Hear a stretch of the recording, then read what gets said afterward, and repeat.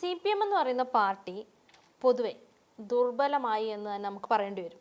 കാരണം എന്ന് വെച്ച് കഴിഞ്ഞാൽ ഈ പ്രതിപക്ഷത്തെത്തിയപ്പോഴും ഇപ്പം ഭരണപക്ഷത്തിരുന്ന സമയത്തും ഉണ്ടായ പല പ്രശ്നങ്ങളും, അതായത് ചില ഈ പറയുന്നത് പോലെ പാർട്ടിയെ അല്ലെങ്കിൽ കേരളത്തെ അപ്പാടെ കയ്യിൽ ഒതുക്കി വെച്ച ചില സമീപനങ്ങളും അതൊക്കെ വന്ന സമയത്താണ് കേരളത്തിലെ ജനങ്ങൾ ഒരു വിധി എഴുതിയത്. അതായത് അവർക്ക് അതൃപ്തി ഉണ്ടായി, മാറ്റം വേണമെന്ന് അവർ ആഗ്രഹിച്ചു, അവർ അത് കൃത്യമായിട്ട് വോട്ടിൽ രേഖപ്പെടുത്തുകയും ചെയ്തു. ഇപ്പോൾ പ്രതിപക്ഷത്തെത്തിയപ്പോഴും ഇതേ ദുർബലമായ അവസ്ഥയാണ് പാർട്ടിക്ക് ഉണ്ടായിരിക്കുന്നത്. അതായത് പാർട്ടിക്ക് ഇപ്പോൾ ശബ്ദമില്ലാത്ത അവസ്ഥ, ആരുമില്ലാത്ത അവസ്ഥ, അതായത് ഒന്നോ രണ്ടോ ആൾക്കാരിൽ മാത്രം ഒതുങ്ങുന്ന ഒരു അവസ്ഥ വരുന്നുണ്ട്. ഇപ്പോൾ ഈ പറയുന്ന പോലെ ഒരു കമ്മിറ്റി വിളിച്ചിട്ടുണ്ട്, ഈ അടുത്ത സമയത്തുണ്ട് കമ്മിറ്റി വരുന്നുണ്ട്. അപ്പം ഇതിൽ പുനർചിന്തനം ഉണ്ടാവുമെന്നും മാറ്റങ്ങൾ വരുമെന്നും ഒക്കെ പറയുന്നുണ്ടെങ്കിലും അതൊന്നും വിശ്വസിക്കാൻ പറ്റാത്ത അവസ്ഥയാണ് ശരിക്കും പറഞ്ഞാൽ കേരളത്തിലെ ജനങ്ങൾക്ക് ഇപ്പോൾ ഉള്ളത്. അപ്പോൾ യഥാർത്ഥത്തിൽ ഈ പറയുന്ന CPM എന്ന് പറഞ്ഞ പാർട്ടിക്ക് എന്താണ് സംഭവിച്ചത്?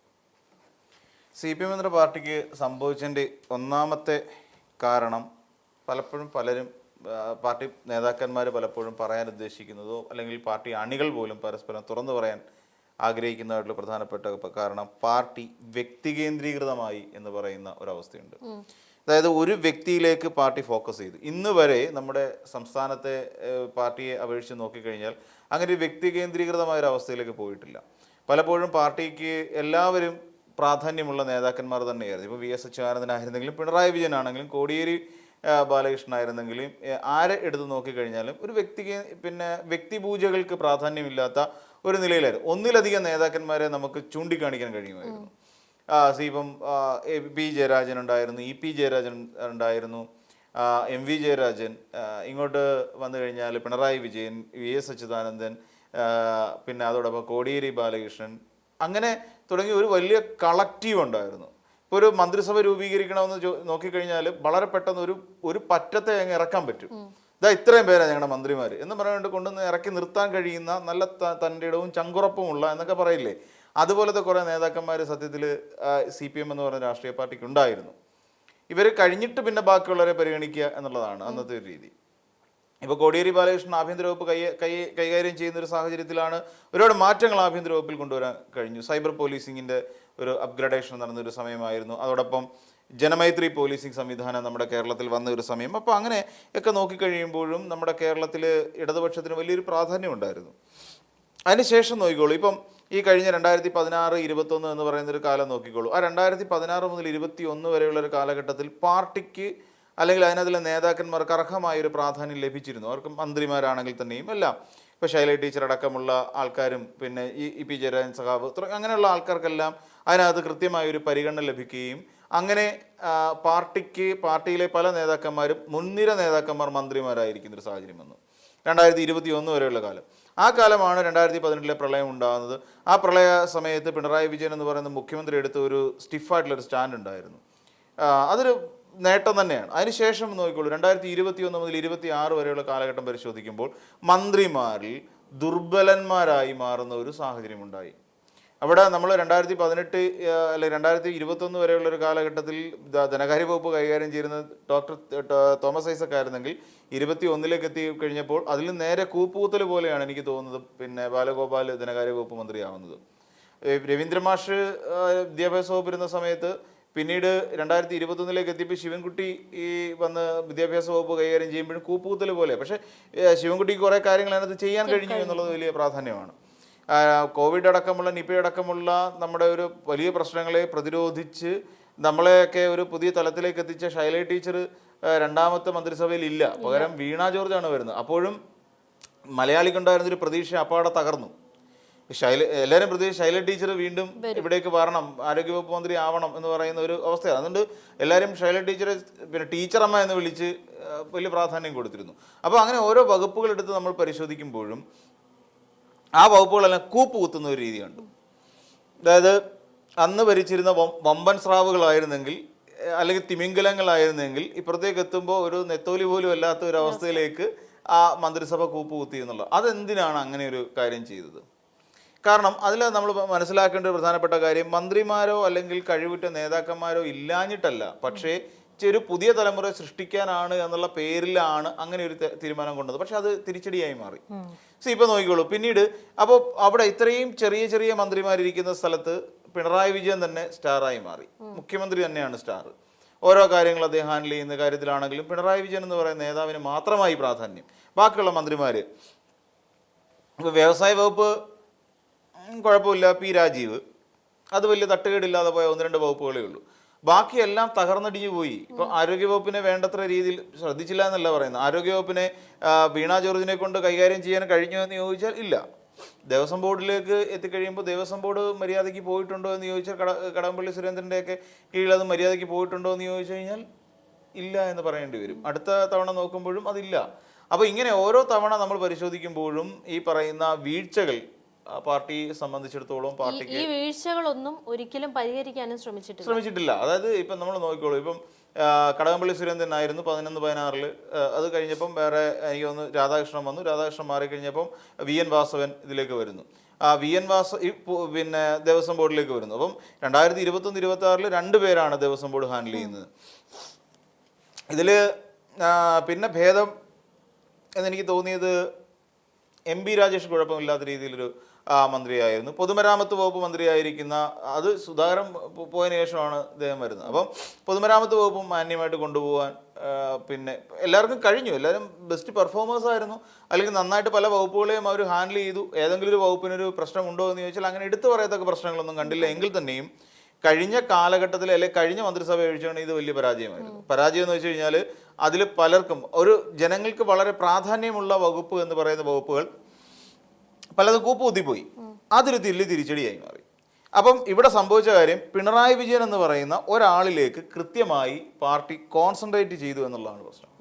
ഇതൊരു തെറ്റായ ഒരു പരിപാടിയായിപ്പോയി. അപ്പോൾ പിണറായി വിജയൻ തന്നെ പിന്നീട് വന്ന ഒരു ടാഗ്ലൈൻ LDF അല്ലാതെ മറ്റാരുണ്ട് ഇല്ല. LDF അല്ലാതെ മറ്റാരുണ്ടെന്ന് ചോദിച്ചാൽ മറുപടി ജനം തന്നില്ലേ? പൊതുജനം പറഞ്ഞില്ലേ LDF അല്ലാതെ വേറെ ആണുങ്ങൾ ഭരിക്കാനുണ്ട് എന്ന് പറഞ്ഞില്ലേ? അപ്പോൾ അതോടുകൂടി പാർട്ടിക്ക് എവിടെയാണ് പോരായ്മ സംഭവിച്ചത്? തെറ്റുകൾ സംഭവിച്ചിട്ടുണ്ട്.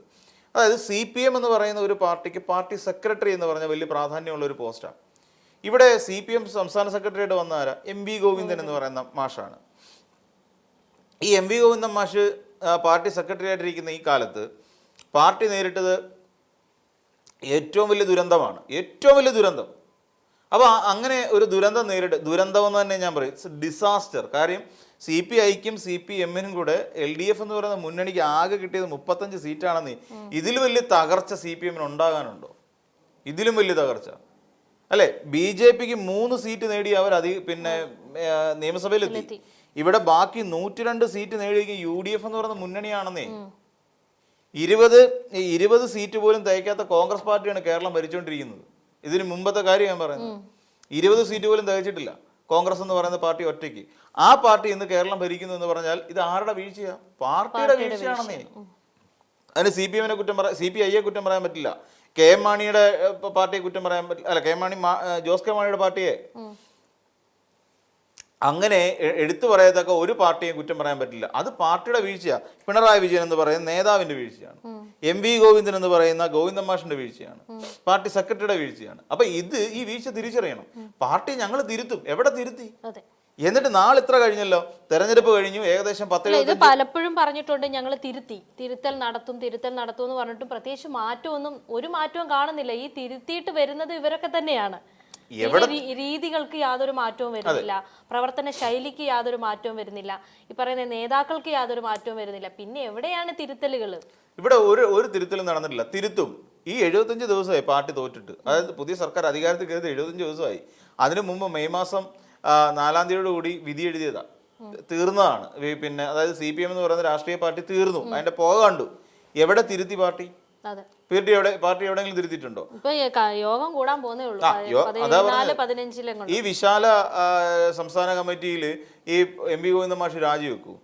ഗോവിന്ദൻ മാഷിന്റെ രാജി, അതാണ് ഗോവിന്ദൻ മാഷ് ചെയ്യേണ്ടിയിരുന്ന കാര്യം എന്താണെന്നറിയാമോ? ഈ തോൽവിയുടെ ഉത്തരവാദിത്വം ഏറ്റെടുത്തുകൊണ്ട് ഞാൻ രാജിവെക്കുന്നു എന്ന് പറഞ്ഞുകൊണ്ട് ഒരു ചങ്കുറപ്പോടുകൂടി ഇറങ്ങിപ്പോണമായിരുന്നു ഗോവിന്ദൻ മാഷ്. അതുണ്ടായില്ല. ഇനി എന്നാ ഇറങ്ങിപ്പോണ്ടത്? ഈ പാർട്ടിയിലുള്ള ബാക്കിയുള്ള പ്രവർത്തകർ നിങ്ങൾ ഇറങ്ങിപ്പോവൂ. ഇനി ലോക്കൽ കമ്മിറ്റി കിടക്കുന്ന അല്ലെങ്കിൽ ബ്രാഞ്ച് കമ്മിറ്റി കിടക്കുന്ന ഒരു പാർട്ടി സഖാവ് പോലും എണീറ്റ് MV ഗോവിന്ദൻ മാഷിനെ ഞങ്ങൾക്ക് വേണ്ട എന്ന് പറഞ്ഞു കഴിയുമ്പോഴാണോ? എന്ന് പറഞ്ഞു കഴിയുമ്പോഴാണോ പോകേണ്ടത്? അതൊരു നാണക്കേടല്ലേ? അതിന് മുന്നേ മാന്യമായി ഇറങ്ങി പോകാനുള്ള ഒരു ഇത് കാണിക്കണം. അത് കാണിക്കണം, തീർച്ചയായിട്ടും കാണിക്കണം. കാര്യം എന്താണെന്ന് ചോദിച്ചു കഴിഞ്ഞാൽ ഇത് CPM എന്ന് പറയുന്ന ഒരു പാർട്ടി കേരളത്തിൽ പരാജയപ്പെടാൻ അല്ലെങ്കിൽ ഇത്രയും വലിയ തകർന്നു പോകാൻ പാടില്ല. ഇനിയിപ്പോൾ പ്രതിപക്ഷം നോക്കി നോക്കോളൂ, പ്രതിപക്ഷത്തിരിക്കുന്നത് എത്ര നല്ല നേതാക്കന്മാരുണ്ട് പ്രതിപക്ഷത്ത്. അവിടെയും പിണറായി വിജയൻ എന്ന് പറയുന്ന ഒരു ഫോക്കസിലേക്ക് പോവല്ലേ. പിണറായി വിജയന് പകരമായി അവിടെ മറ്റൊരാളായിരുന്നു വരേണ്ടിയിരുന്നത്. പിണറായി വിജയൻ എന്ന് പറയുന്ന ഒരാൾ മാറിക്കൊടുക്കണമായിരുന്നു.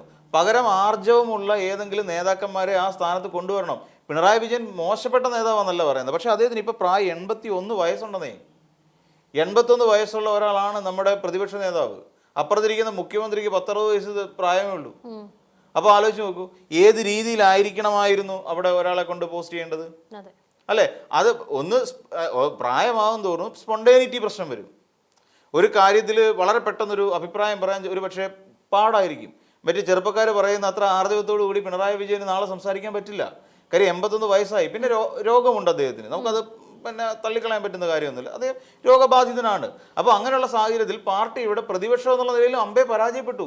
കോൺഗ്രസ് എന്ന് പറയുന്ന അല്ലെങ്കിൽ 102 സീറ്റ് നേടിയിരിക്കുന്ന ഒരു പാർട്ടിയെ അല്ലെങ്കിൽ ഒരു മുന്നണിയെ അല്ലെങ്കിൽ ഭരണകക്ഷിയെ വെട്ടാനും മാത്രം അല്ലെങ്കിൽ അവരെ തടയാനും മാത്രമുള്ള ശേഷി ഇന്ന് CPM എന്ന് പറയുന്ന പാർട്ടിക്ക് ഇല്ല.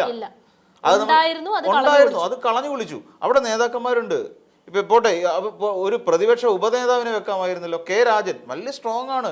കഴിഞ്ഞ സർക്കാരിന്റെ കാലഘട്ടത്തിൽ കെ രാജൻ എന്ന് പറയുന്ന മന്ത്രി സ്വീകരിച്ചിട്ടുള്ള നിലപാടുകൾ ആലോചിച്ച് നോക്കിയോളൂ. അദ്ദേഹം നമ്മുടെ കേരളത്തിൽ നടത്തിയിട്ടുള്ള നടപടികൾ ആലോചിച്ച് നോക്കിയോളൂ. അപ്പൊ കെ രാജൻ, എന്നിട്ടും അവിടെ CPIയും CPM തമ്മിൽ തർക്കമാണ് പ്രതിപക്ഷ ഉപനേതാവ് സംബന്ധിച്ച്. എന്തുകൊണ്ട് അത് പറ്റുന്നില്ല? അത് എന്തുകൊണ്ട് പറ്റുന്നില്ല? അവിടെയും അതും പ്രതിസന്ധിയിലേക്ക് പോവല്ലേ.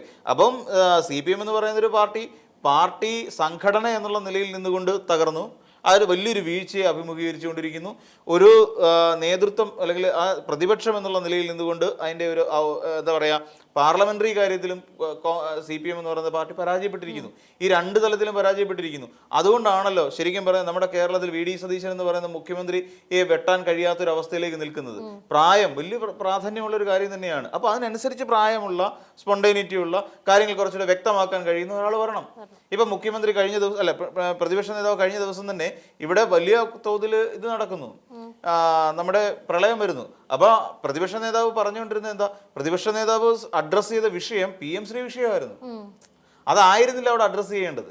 അവിടെ അഡ്രസ്സ് ചെയ്യേണ്ടത് പ്രളയത്തെ എങ്ങനെ മാനേജ് ചെയ്യാം എന്നുള്ളതിനെ കുറിച്ചുള്ള മാർഗനിർദ്ദേശമായിരുന്നു. അതല്ല അവിടെ പ്രതിപക്ഷ നേതാവ് ചെയ്തത്. പ്രതിപക്ഷ നേതാവ് ചെയ്തത് പിന്നെ PM ശ്രീ പദ്ധതിയിലെ പൊളിറ്റിക്സ് ആണ് പറഞ്ഞത്. അപ്പോൾ അവിടെ അക്ഷരാർത്ഥത്തിൽ പൊളിറ്റിക്സ് സംസാരിക്കേണ്ട ഒരു വേദി ആയിരുന്നു ആ പത്രസമ്മേളനം എന്നുള്ളത് എന്തുകൊണ്ടാണ് അദ്ദേഹം തിരിച്ചറിയാതെ പോയത്? അവിടെ സംസാരിക്കുക. അപ്പം പലരും അതിന് കമന്റ് ചെയ്ത പല മാധ്യമങ്ങളും അതിന് വേണ്ടത്ര ശ്രദ്ധ കൊടുത്തില്ല. ആ പൊളിറ്റിക്സ് പറയുന്നതല്ല ജനങ്ങൾക്ക് ആവശ്യം. പിണറായി വിജയന്റെ പിന്നെ ഒരു പത്രസമ്മേളനം കേൾക്കാൻ ഈ പ്രളയകാലത്ത് ജനം വന്നിരിക്കുന്ന എന്തിനായിരിക്കും? എന്തൊക്കെയാണ് അതിന്റെ അവലോകനം എന്നുള്ള നിലയിലായിരിക്കും പിണറായി വിജയന്റെ ഒരു കാര്യം. പിണറായി വിജയൻ പറയുന്ന കേൾക്കാൻ വേണ്ടി ആൾക്കാർ എല്ലാ പരിപാടിയും മാറ്റിവെച്ച് 6 മണി മുതൽ 7 മണി വരെ മാധ്യമങ്ങളുടെ മുന്നിൽ ഇരുന്നിട്ടുള്ള ആൾക്കാരാണ് കേരളത്തിലുള്ളവർ. ആ കോവിഡ് വന്ന സമയത്തും പ്രളയം വന്ന സമയത്തും. എന്നിട്ട് പലരും ചോദിച്ചു, നിങ്ങളുടെ മുഖ്യമന്ത്രിക്ക് ഇതിന്റെ ആവശ്യമുണ്ടോ? കാരണം ഒരു പത്രക്കുറിപ്പ് ഇറക്കിയാൽ തീരാവുന്ന കാര്യമുള്ളൂ. അത് പിന്നെ എന്തിനാണ് ഈ മുഖ്യമന്ത്രി വന്നിരുന്നുകൊണ്ട് ഇങ്ങനെ പറയുന്നത്? അതിന്റെ ആവശ്യമുണ്ടോ? ശരിക്കും അതിന്റെ ആവശ്യം ഉണ്ടായിരുന്നു.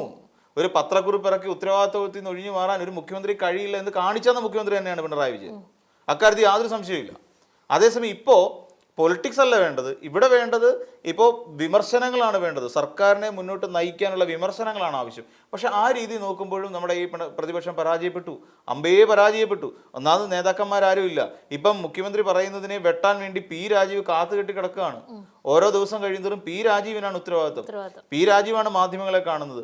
VD സതീശൻ പറഞ്ഞ് ഇന്ന കള്ളമാണ്, അല്ലെങ്കിൽ മുഖ്യമന്ത്രി പറഞ്ഞത് തെറ്റാണ്, മുഖ്യമന്ത്രി പറഞ്ഞതിന്റെ യാഥാർത്ഥ്യം ഇതാണ് എന്ന് പറയാൻ രാജീവ കാത്തുകെട്ടി കിടക്കുന്നത്. അപ്പം രാജീവ് ആരെ? MLA പോലും അല്ലാത്ത CPMന്റെ വെറും നേതാവ് മാത്രമാണ് രാജീവ്. അപ്പോഴും പ്രതിപക്ഷം വെറുതെ ഇരിക്കുകയാണ്, ദുർബലപ്പെട്ടിരിക്കുകയാണ്. അപ്പൊ അതിനുശേഷം എപ്പോഴെങ്കിലും പ്രതിപക്ഷ നേതാവ് പിന്നെ മാധ്യമങ്ങളെ കണ്ടിട്ടുണ്ടോ? അതേസമയം VD സതീശൻ പ്രതിപക്ഷ നേതാവ് ഇരുന്ന സമയത്ത് പിന്നെ ഒരു മുഖ്യമന്ത്രിയുടെ ഒരു പത്രസമ്മേളനം കഴിഞ്ഞാൽ തൊട്ടടുത്ത സമയം VD സതീശന്റെ പത്രസമ്മേളനം ഉണ്ടായിരിക്കും. ഇതിനെ പറ്റുന്നില്ല പിണറായി വിജയൻ എന്ന് പറയുന്ന നേതാവിനെ കൊണ്ട്. അപ്പൊ പ്രായമായി കാര്യങ്ങൾ ചെയ്യാൻ കാര്യപ്രാപ്തി ഇല്ല വരുന്ന സമയത്ത് സ്വാഭാവികമായിട്ട് പിൻവലിഞ്ഞുകൊണ്ട് അടുത്ത ആളിന് അവസരം കൊടുക്കണം. ഈ അവസരം കൊടുക്കുന്നത് അല്ലെങ്കിൽ അവസരം നൽകാതിരുന്നതിന്റെ പ്രധാനപ്പെട്ട കാരണം അല്ലെങ്കിൽ അതുകൊണ്ട് തന്നെയാണ് ഈ CPM എന്ന് പറയുന്ന രാഷ്ട്രീയ പാർട്ടി അതിഭീകരമായ രീതി പരാജയപ്പെട്ടതെന്ന് നമുക്ക് കാണേണ്ടി വരും.